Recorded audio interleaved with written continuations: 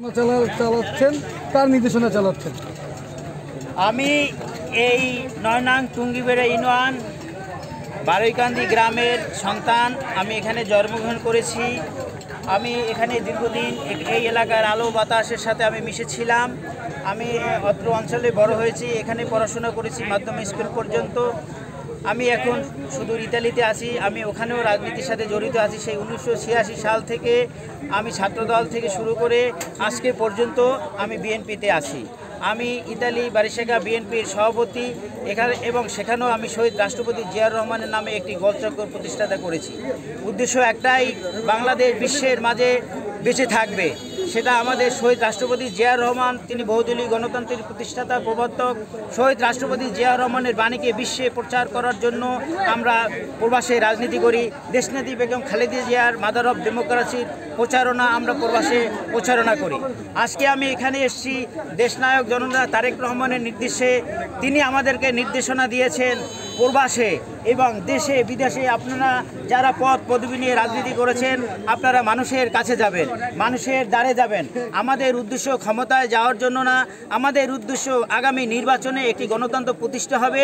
সেখানে যদি সকলে ধানের শীষের প্রতীকে জয়যুক্ত করে, ধানের শীষের প্রতীকে ভোট দেয়, তাহলে ইনশাআল্লাহ জাতীয়তাবাদী দল আগামীতে সরকার গঠন করবে। এবং সরকার যদি গঠিত হয়, তাহলে আমাদের দেশনায়ক তারেক রহমান যে 31 দফা রাষ্ট্র মেরামতের 31 দফা তিনি ঘোষণা করেছেন, সেটা বাংলাদেশে প্রতিষ্ঠিত হবে।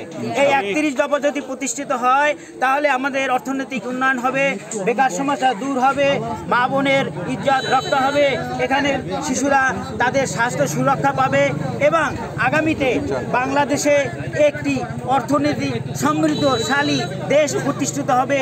এই ইয়াং জেনারেশনকে যারা 2024-এ আন্দোলন সংগ্রামের মাধ্যমে গণতন্ত্র দেখতে চেয়েছিল, ইনশাআল্লাহ যদি ধানের শীষের সকল প্রার্থী জয়যুক্ত হতে পারে, তাহলে ইনশাআল্লাহ আমাদের বিশ্বাস দেশনায়ক তারেক রহমানের বাংলাদেশ হবে গণতান্ত্রিক বাংলাদেশ। আমাদের বাংলাদেশ হবে অর্থনৈতিক উন্নয়নের বাংলাদেশ। আমাদের বাংলাদেশ হবে সকলে ঐক্যমত মিলে মিশে আমরা আমাদের গ্রামে, আমাদের বাড়িতে, আমাদের উপজেলায়, আমাদের জেলায়, আমাদের বিভাগে, সর্বোপরি বাংলাদেশের আনাচে কানাচে সবাই আমরা মিলেমিশে রাজনীতি সমাজনীতি করতে পারব। প্রবাস থেকে এসে কতদিন নিজ দেশে এসে নিজ দলের জন্য প্রচারণা করবেন? আমি চেষ্টা করব যতদিন সম্ভব ততদিন। তারপরও যেহেতু আমরা প্রবাসে থাকি, আমি প্রবাসেও এই পরিচালনা আমি চালাচ্ছি। আমি যে অঞ্চলে থাকি, যে এলাকায় থাকি, যে দেশে থাকি, সেই দেশের সকল নেতৃবৃন্দ এখনই আমরা প্রত্যেকটা উপজেলা, জেলা, বিভাগীয় শহরে ওখানে যারা প্রবাসে আছে তাদের সকলের কাছে আমরা যাচ্ছি।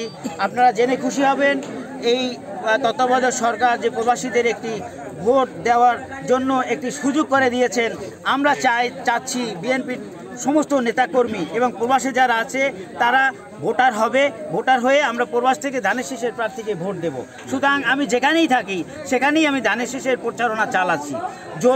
যদিও আমি এই অঞ্চলে বড় হয়েছি, সেই কারণে আমি এই অঞ্চলে এসেছি, কিন্তু আমার প্রচারণা যেহেতু আমি প্রবাসে, সেখানে আমার প্রচারণা চলছে এবং চলবে ইনশাআল্লাহ।